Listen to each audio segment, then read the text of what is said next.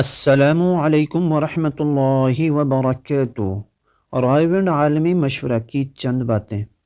الحمدللہ 2025 حصہ اول کا عالمی تبلیغی اجتماع مولانا ابراہیم دیولہ صاحب کی دعا کے بعد اختتام پذیر ہوا۔ 10 بجے حویلی میں پاکستان، انڈیا، بنگلہ دیش اور دیگر ممالک کے اکابرین کا مشورہ ہوا، جس میں مولانا ابراہیم دیولہ صاحب نے چند باتیں فرمائی۔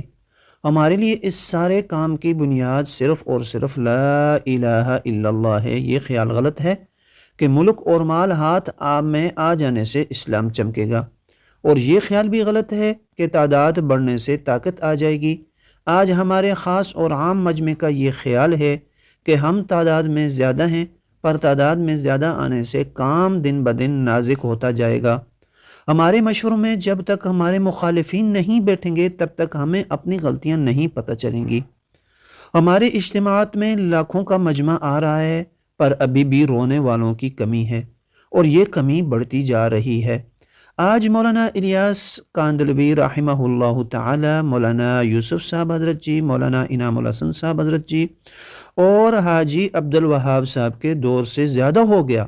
قربانیاں بھی زیادہ دی جا رہی ہیں، مگر راتوں کو رونے والوں کی کمی ہے۔ اس کے بعد جو ہے یہ جو اجتماع تھا، اس کی کارگزاری آپ کے ساتھ شیئر کی جا رہی ہے۔ رائے وینڈ کا سالانہ عالمی تبلیغی اجتماع نومبر 2025 خروج کی تفصیل حصہ اول۔ یہ جو میں تفصیلات آپ کے ساتھ شیئر کر رہا ہوں، یہ حصہ اول کی ہیں۔ حصہ دوم جو ہے وہ انشاءاللہ العزیز اتوار والے دن اختتام پذیر ہوگا۔ اس میں سب سے پہلے بیرون ملک جو مہمانوں پر مشتمل جماعتیں ہیں، وہ 619 جماعتیں اللہ کے راستے میں نکلی۔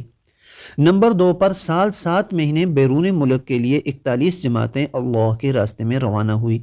اندرون ملک پیدل سال کی جماعتیں جو ہیں، یہ پورا سال جو ہے اللہ کے راستے میں رہیں گی۔ یہ 54 جماعتیں اللہ کے راستے میں نکلی۔ نمبر 4 پر لکھا ہوا ہے 3 چلہ اور چند ایام کے لیے جو جماعتیں نکلی، وہ 1816 جماعتیں نکلی۔ کل 2530 جماعتیں اللہ کے راستے میں نکلی۔ مجمع تقریباً جو اللہ کے راستے میں اس اجتماع میں شریک ہوا، یہ تقریباً 5.5 لاکھ کا مجمع تھا۔ اللہ تعالیٰ نے اس دعوت و تبلیغ کو ساری دنیا کے آخری کونے تک پہنچا دیا۔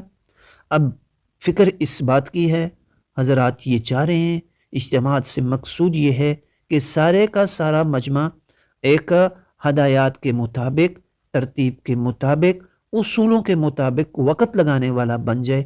اس سے امت کو بھی زیادہ فائدہ ہوگا اور وقت لگانے والوں کو بھی زیادہ فائدہ ہوگا۔